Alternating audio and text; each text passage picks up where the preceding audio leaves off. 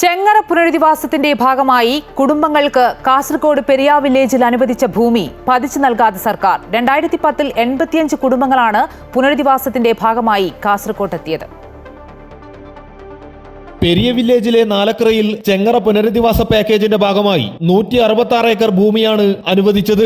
ഇവിടെ വാസയോഗ്യമല്ലാത്ത വീടുകൾ നിർമ്മിച്ചു നൽകിയതിനാൽ കുടുംബങ്ങൾ ഭൂരിഭാഗവും സ്ഥിരമായി താമസിക്കാറില്ല. ചെങ്ങറ പുനരധിവാസ പാക്കേജിലെ വ്യവസ്ഥകൾ അട്ടിമറിച്ചതായി 12 വർഷം മുൻപ് താമസത്തിനായി പെരിയ നാലക്കരയിലെത്തിയവർ പറഞ്ഞു. 2 സെന്റ് സ്ഥലം കിട്ടുക, അതാണ് ഞങ്ങളുടെ സ്ഥലം കിട്ടുമെന്ന് പറഞ്ഞ് അങ്ങനെ പോലെ ഞങ്ങൾ നാട്ടിൽ നികർച്ചല്ല. ഇതിപ്പോൾ ഒന്നുമല്ല, ഇവിടെ കിടക്കുക, അങ്ങോട്ടും വയ്യ ഇങ്ങോട്ടും വയ്യ, ഇടയ്ക്ക് ഞങ്ങൾ കിടക്കുക. സാർമാരെ ഞങ്ങളുടെ ഭൂമി ഞങ്ങൾക്ക് തന്നേച്ചാൽ മതി, അതിന് നിങ്ങൾ സഹായിച്ചതാ, ഞങ്ങളുടെ ഭൂമി ഞങ്ങൾക്ക് താ. ഞങ്ങൾ ഈ ഭൂമിക്കല്ലേ വന്നത്, 14 ജില്ലയ്ക്ക് ഇപ്പുറമല്ലേ ഞങ്ങൾ വന്നത്. ഞങ്ങളുടെ കഷ്ടത നിങ്ങൾ ആലോചിച്ച് നോക്ക്. പുനരധിവാസത്തിന്റെ ഭാഗമായി സർക്കാർ നിർദ്ദേശപ്രകാരം എത്തിയ 85 കുടുംബങ്ങൾക്കുള്ള ഭൂമിയെങ്കിലും നൽകണമെന്ന് അധികൃതരോട് ആവശ്യപ്പെടുകയാണ്.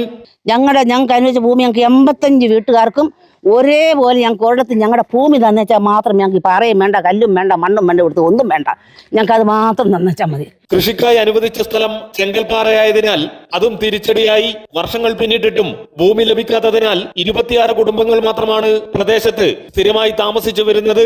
അമൃത ന്യൂസ്, കാസർഗോഡ്.